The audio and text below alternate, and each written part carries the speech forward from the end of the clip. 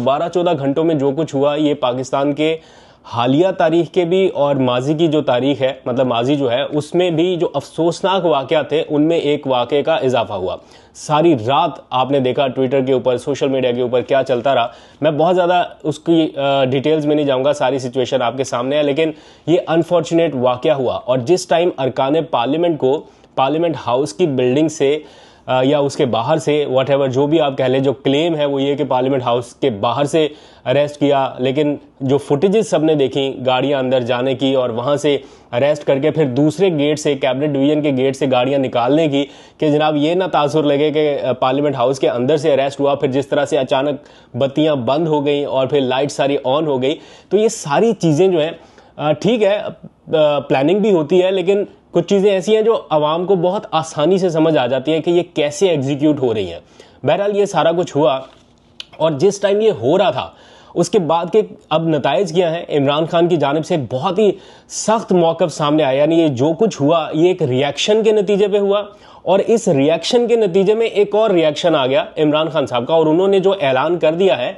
वो एक brave move कहा जा सकता है, यानी एक बोल्ड और ब्रेव मूव, जिसके ऊपर आगे चल के बात करते हैं। अब आगे क्या होगा, हालात किस तरफ जाएंगे, थोड़ा उसके ऊपर भी तजिया करते हैं। लेकिन जिस टाइम ये सारी कार्रवाइयां हो रही थी, ये अरेस्ट पकड़ दकड़ सब हो रहा था, बिल्कुल पार्लियामेंट हाउस के साथ वाली बिल्डिंग जो है वो सुप्रीम कोर्ट ऑफ पाकिस्तान की बिल्डिंग है। और वहां से ये भी आपको बताया जाता है कि पार्लियामान जो है वो सबसे सुप्रीम इदारा है। यानी सुप्रीम कोर्ट ऑफ पाकिस्तान के हालिया आपने प्रोसीडिंग्स अगर देखी हो, वो बार बार ये फोकस करते रहे हैं कि पार्लियामान जो है वो सबसे सुप्रीम इदारा है। तो पार्लियामान के साथ क्या हुआ, गुज़िश्ता रात अख्तर मेंगल साहब ने रिज़ाइन करने से पहले उसका इशारा दिया था कि ये पार्लियामेंट जो है इसकी साख किस हद तक रह गई है। तो उन्होंने जो रिज़ाइन किया, क्या उनकी बातें दुरुस्त साबित हुई हैं, ये जो कुछ इसके साथ इस वक्त हुआ। बहरहाल उसके बिल्कुल बराबर में प्राइम मिनिस्टर हाउस है, पार्लियामेंट हाउस के बिल्कुल बराबर में प्राइम मिनिस्टर हाउस, और उसी के बिल्कुल साथ प्रेसिडेंट हाउस है। जिस वक्त ये गिरफ्तारियां हो रही थी, प्रेसिडेंट हाउस में आसिफ जरदारी ने अपना एक इशाया रखा हुआ था अपने अरकान पार्लियामेंट के एजाज में, और प्राइम मिनिस्टर हाउस में शहबाज शरीफ साहब अपना एक इशाया रख चुके थे इत्तेहादी जमातों के अरकान के साथ। और बिल्कुल उसी लम्हात में जो पीटीआई के अरकान थे उनको किस तरह से पकड़ धकड़ हो रही थी, ले जाया जा रहा था, ये सारे मनाजर आपने देखे। तो हालिया तारीख में एक अफसोसनाक वाक़े का इजाफा हो गया। आज तक इतने जलसे हुए हैं, मैंने कभी नहीं देखा कि कभी इस तरह से किसी जलसे की टाइमिंग के ऊपर, वो पता नहीं, आज इमरान खान साहब शायद कह रहे कि ये कोई मैरियट होटल की तकरीब थोड़ी थी कि इतने बजे से इतने बजे तक ख़त्म करनी है, बल्कि वहाँ पर भी तकरीबात होती है तो थोड़ा आगे पीछे हो जाता है, वो भी मैनेज कर लेते हैं। और यहाँ पर अगर 1.5 घंटा ज़्यादा हो गया तो मेरा नहीं ख्याल कि ये कोई इतनी बड़ी चीज़ थी जिसके ऊपर ये ऐसा मैसिव क्रैकडाउन लॉन्च हो जाता। बहरहाल ये बैकफायर किया है, इसमें कोई शक नहीं है कि इसको किसी ने भी अप्रिशिएट नहीं किया, क्योंकि ये एक ऐसे बाब का इजाफा हो गया जिसको बहुत देर तक पेंट किया जाता रहेगा। यानी पीटीआई को तो आपने फुल टॉस दे दी ना, वो इसको जिस तरह से खेल रहे हैं इसके ऊपर, या जिस तरह से इसके ऊपर नैरेटिव बिल्ड कर रहे हैं, वो अपना एक सानिया क्रिएट करके बैठे हैं। सानिया 10 सितंबर और जनाब पार्लियामेंट के ऊपर हमला, और जिस तरह से ये सारी चीज़ें एग्जीक्यूट हुई हैं। अब ये जो सारा रिएक्शन सामने आया, इसका एक और रद्देमल इमरान खान की तरफ से भी आना था। अली अमीन गंडापुर के ऊपर भी आता हूँ कि उनके ऊपर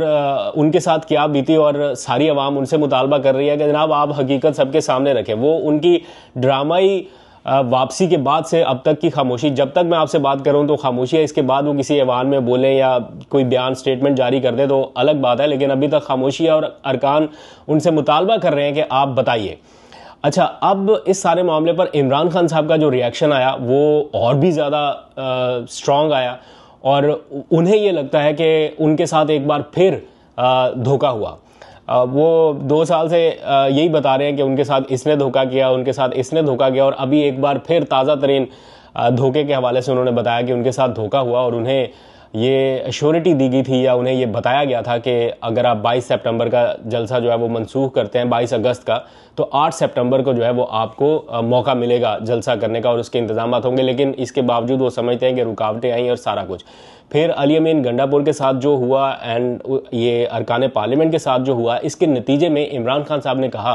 कि जिनसे वो बातचीत करना चाह रहे थे या जिनको वो मैसेजेस कन्वे कर रहे थे या जिनके लिए उन्होंने बातचीत का रास्ता रखा था, अब वो रास्ता भी बंद कर दिया। यानी एक ताज़ा तरीन डेडलॉक की सी सूरत फिर पैदा हो गई। पहले तो चलो ये था ना कि अली अमीन गंडापुर को कुछ कम्युनिकेट हो जाता, कुछ पार्टी के अरकान को कम्युनिकेट हो जाता, लेकिन ये जो वाकया हुआ इसके बाद बातचीत जारी रखना या कोई सिग्नल्स जारी रखना, ये मेरा ख्याल है खुद पीटीआई के लिए भी एम्बैरेसिंग सिचुएशन हो सकती थी। तो अभी उन्होंने जो एक ब्रेव और बोल्ड डिसीजन लिया, ऑल्दो कि उनकी बात ऑलरेडी कोई इतनी नहीं सुनी जा रही या नहीं हो रही, लेकिन फिर भी जो थोड़ा बहुत रास्ता कहीं नजर आ रहा था अब वो भी उन्होंने बंद किया। तो ये उनके लिए खुद के लिए नुकसानदेह हो सकता है, लेकिन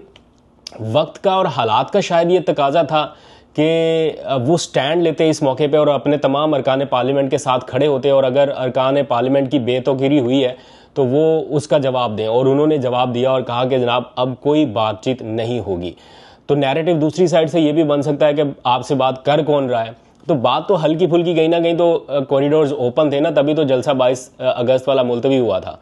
आज उसका जिक्र उन्होंने किया। लेकिन अब जो सिचुएशन है वो अगर अब डेडलॉक जाता है तो ये इसकी जिम्मेदारी या इसका बोझ पीटीआई के ऊपर नहीं आने वाला कि देखे पीटीआई बात नहीं कर रही, देखे ये नहीं बात कर रहे। आप उनके लिए हालात ही नहीं ऐसे रहने दे रहे कि वो बातचीत के उस माहौल में आए। सारी आपने टॉप टियर की लीडरशिप को जनाब पकड़ दकड़ के अदालतों में, इंसदाद दहशतगर्दी की अदालतों में दहशतगर्दी के मुकदमात जलसा करने के ऊपर कायम हुए हैं। और मैं एफआईआर्स के मतन देख रहा था, कोई जनाब उमर अयूब ने किसी को थप्पड़ मारा है, किसी ने पुलिस के ऊपर वो पिस्तौल तान ली है, किसी ने यरगमाल बना लिया पुलिस एहलकारों को। इस किस्म की एफआईआर्स के तहत मुकदमा दर्ज हुए हैं जो कि संगीन नौयत के मुकदमात है 780A की दफात लगा के।